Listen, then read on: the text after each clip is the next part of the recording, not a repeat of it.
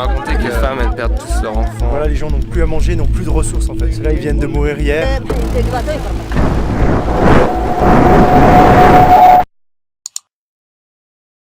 Il y a à peine 48 heures, j'ai reçu un coup de fil de Jérôme Jarre qui a vu la vidéo sur l'Irak. Il a beaucoup aimé, mais surtout il m'a proposé de venir en Somalie pour pouvoir montrer ce qui se passe. C'était pas du tout prévu. Évidemment, j'ai accepté, j'ai arrêté tout ce que je faisais et là, je m'apprête à prendre le premier avion pour rejoindre Jérôme. Jérôme s'est fait connaître sur internet par des vines et des snaps remplis d'humour et d'extrême bonne humeur. Depuis 2 ans, il organise des missions humanitaires grâce à son audience. Il a notamment soutenu des projets aux Philippines, au Sénégal ou encore en Colombie, où ils ont installé des lumières solaires. En ce moment, plusieurs pays d'Afrique de l'Est sont touchés par une violente famine, ce qui met en danger de mort la population. Dans cette région, la situation est grave. Ça fait plusieurs années que la pluie n'est pas tombée, les animaux meurent, les puits sont asséchés. Des centaines de milliers de personnes sont touchées et sont obligées de quitter leurs terres pour aller vivre dans des camps provisoires aux abords des villes dans l'espoir de trouver de quoi se nourrir. Jérôme décide de lancer une récolte de fonds, les réseaux sociaux se mobilisent très vite et d'autres influenceurs rejoignent le mouvement, appelé Love Army for Somalia. En moins d'une semaine, ils récoltent plus de 2 millions de dollars. Grâce à cet argent, ils ont déjà commencé à distribuer de la nourriture et de l'eau à Mogadiscio, dans la capitale de la Somalie. La Love Army travaille sur place avec l'organisation humanitaire ARC, qui est gérée à 100% par des Somaliens. Je les ai rejoints sur place quelques jours pour vous montrer ce qui se passe. Nous allons aller dans le nord de la Somalie, dans une partie qui a depuis 1991 proclamé son indépendance. C'est le Somaliland. Pour info, son indépendance n'a jamais été reconnue par la communauté internationale. Avec moi sur place, il y a plusieurs personnes. Hunter, un caméraman de New York, qui est en train de tourner un documentaire sur la Love Army. Yacine, un photographe de Toronto. Saïd, qui travaille justement pour l'ONG ARC. Et Jérôme. Ce sera encore une fois une vidéo différente et pas forcément amusante, mais la situation est grave, donc c'est important d'en parler. Il y a un truc qui est super important, qu'il faut bien préciser, c'est que même on prétend pas qu'on va résoudre quoi que ce soit. Hein. L'effort est grand et on fait beaucoup de bruit parce que c'est notre pouvoir, les réseaux sociaux et les caméras, les vidéos, mais en vrai il faudrait vraiment que le monde entier se réveille et décide d'aider pour pouvoir mettre une fin à cette famine.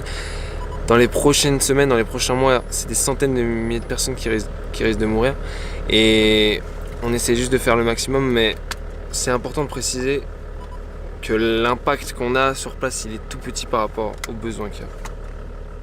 Toutes ces tentes que vous voyez derrière moi appartiennent à ces personnes-là qui sont en fait venues ici, qui ont marché plusieurs jours, plusieurs kilomètres dans le désert pour s'installer près d'une petite ville, une toute petite ville là-bas, dans l'espoir de trouver de la nourriture et de l'eau et de l'aide médicale. Donc elles sont ici, elles sont installées avec ces petites tentes de fortune. Certains nous ont dit que dès que la pluie elle retombe, dès que la pluie arrive, ils vont retourner chez eux.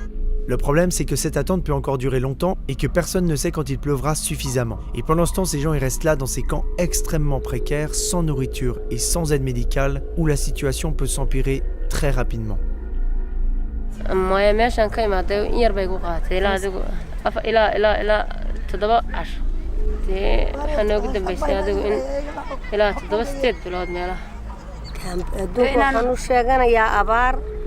iyo baahi xooliyo naga baxay dadkii oo naga buka maxay haytay kulayl la saaran haraad iyo de maxay haytay dhibaatooyin fara badan in maxay haytay wixii naloo qaban karo naloo laga caawin karo laga caawin jiibso caadi.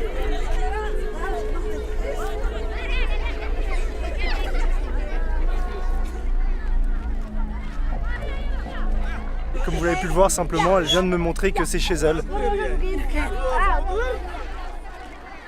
On m'a expliqué qu'ici, il y a beaucoup de personnes qui sont malades à cause de la malnutrition, mais les principales personnes qui sont touchées sont les enfants et les personnes âgées. Ils nous ont raconté que les femmes, elles perdent tous leurs enfants parce que l'eau est trop salée. Les femmes qui étaient enceintes, elles ont tous perdu leurs enfants.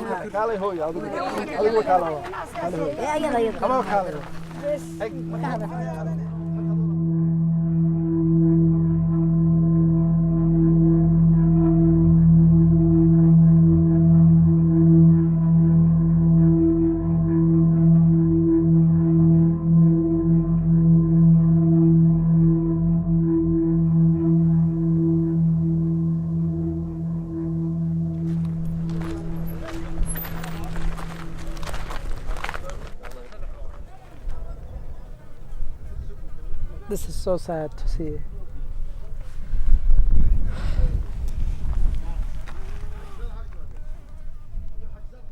Ces animaux, en fait, à la base, ce sont des paysans ou des villageois et ils s'en servent soit pour se nourrir, le lait, etc., soit pour les vendre au marché. Et du coup, comme il n'y a plus d'eau, il fait très très chaud, il n'a pas plu depuis 2 ans, et ben les animaux ils meurent. Ceux-là ils viennent de mourir hier ou avant-hier, ce matin. Il y en a qui ne sont pas encore morts et du coup ils ont tout perdu, les villageois, les paysans perdent tout. Et du coup voilà, les gens n'ont plus à manger, n'ont plus de ressources en fait.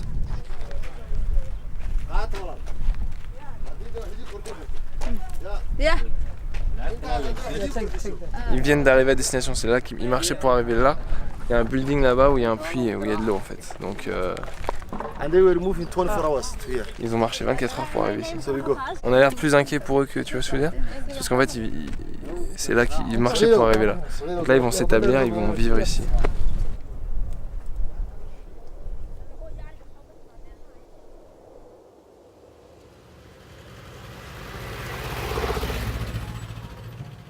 Cette semaine, on va retrouver des personnes qui ne se sont pas encore déplacées. Elles sont en plein désert, c'est là où elles vivent et on va aller dans une dizaine de lieux différents. Grâce à l'argent récolté par la Love Army, ARC organise plein de distributions de nourriture et d'eau. Le but, c'est d'aider ces personnes chez elles, sur place, pour éviter qu'elles partent dans les camps vers les villes. Dans chaque ration, il y a de la nourriture de base, comme par exemple du maïs ou du riz, pour 1 mois, pour une famille de 6 personnes. They are volunteering to offload the food so that they feel this is the community that need help. So we approached them and we work with them closely to make sure they get this food today. And also we will go after this a place where the community will be getting water. Une idée préconçue qu'on se fait, c'est que quand il y a une famine, ça veut dire que le pays il n'y a plus du tout de nourriture. Alors qu'en fait, en Somalie, on peut acheter des tonnes et des tonnes et des tonnes de bouffe au marché. C'est juste que ces personnes-là qui sont derrière nous, c'est des gens qui sont nomades, qui généralement vivent de leurs camels, de leurs chèvres, ils font pousser des choses. Et là, avec le fait qu'il n'y ait pas plu depuis 2 ans, 80% des animaux sont morts, les 20% qui sont encore vivants sont malades, il n'y a plus rien qui pousse, et ces gens ils n'ont aucune autre source de revenus que leurs animaux, donc du coup ils n'ont pas du tout les moyens de s'acheter à manger. Il y a aussi des camions d'eau qui contiennent, eux, 10 000 litres chacun et partent remplir les puits complètement asséchés. L'eau est potable et elle provient du pays. Regarde à quel point il n'y a plus 1 litre d'eau dans le réservoir. Au total, la semaine durant le tournage de cette vidéo, les camions ont déjà amené 180 tonnes de nourriture et 1,8 million de litres d'eau.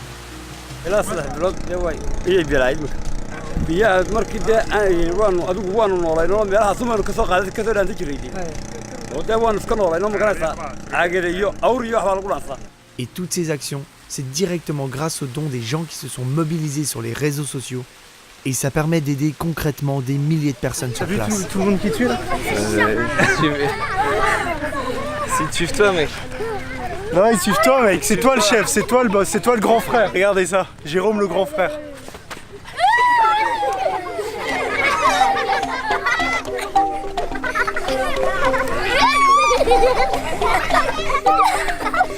Ils sont très vifs.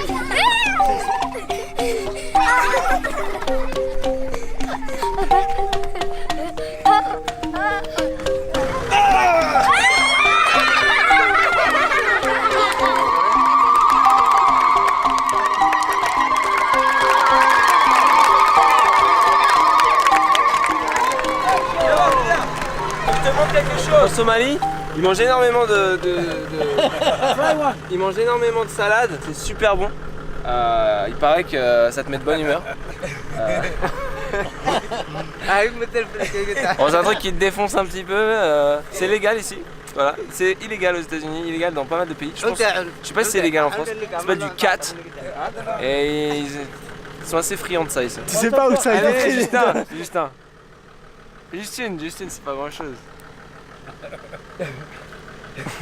C'est le début d'une vidéo complètement différente.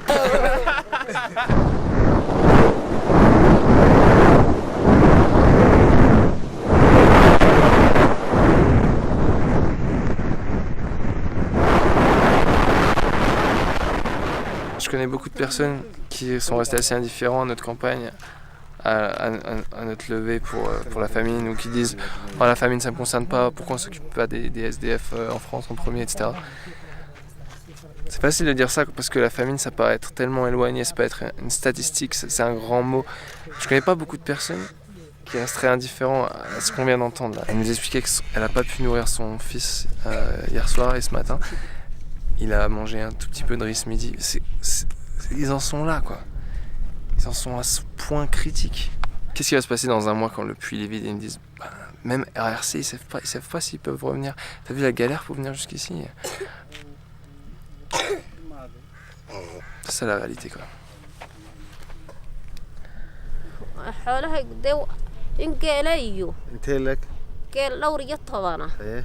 ayuu ahaa dabeetana waa ka fadhiya halka fadhiya qaar way dhinteeno hore u dhinteeno waxna way sii daadanaya midhadh yar halka joogo midhadhaba joog maxaad filaysaa khayr. J'utilise YouTube pour essayer de faire comprendre la situation en Somalie. En ce moment, il y a beaucoup de gens qui nous regardent. Est-ce que tu as un message à faire passer pour ton pays? arkayso waxa hadda sheegi rabtid wax ma u haysaa dadka dibadda oo joogana u sheegtid wax ma rabtana u sheegtid dadka. abaartan maanta arlada ka dhacday ee aad iyo aad u saameysay damaatadiina halka warantahay baan oran lahayn macaawino degdeg ah la soo gaaro intaasan sheegi lahayn. He said there's a big drought that is going on in Somaliland, in the area that they're living, and please can you hurry with the help.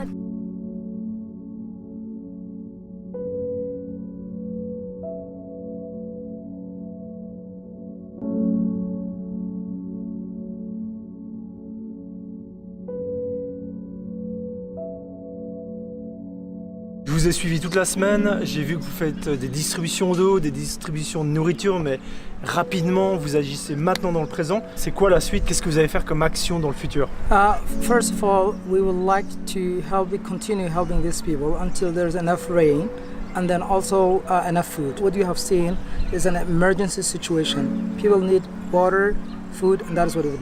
In the future, what we want to do also recovery. We want to buy goats, camels back to them so that they can have a very good lifestyle, and then the next will be the development. What it will be the kind of sustainable. So if this thing had been drought, then they have something back up. So that's the future that we're looking to this. On a rencontré beaucoup de gens qui nous ont dit qu'ils n'avaient jamais vu ça de leur vie, notamment des personnes âgées qui n'ont jamais vu une telle sécheresse aussi violente. Pourquoi il pleut plus et comment ça se fait que la pluie ne vienne pas? This is the question that everyone is asking, including myself. Is it the climate changing? Most likely yes, because there's no rain. This is the worst scenario, and it's not only for Somalia, but South Sudan, Ethiopia. These are the countries that has been affected by the drought, and this is the first time that in a very long time they have seen it. It's worse.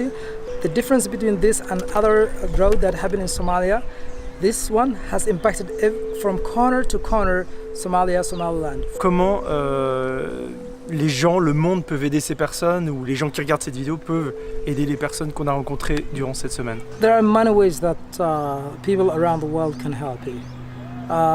Obviously people need food, water, but also it's more important people wants to know what's happening on the ground. So advocacy level, awareness, sharing the videos that you're recording now, and everyone who came here and witnessed it.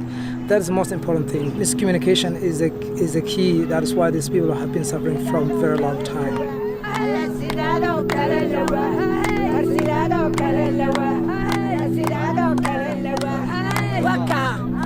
Farida,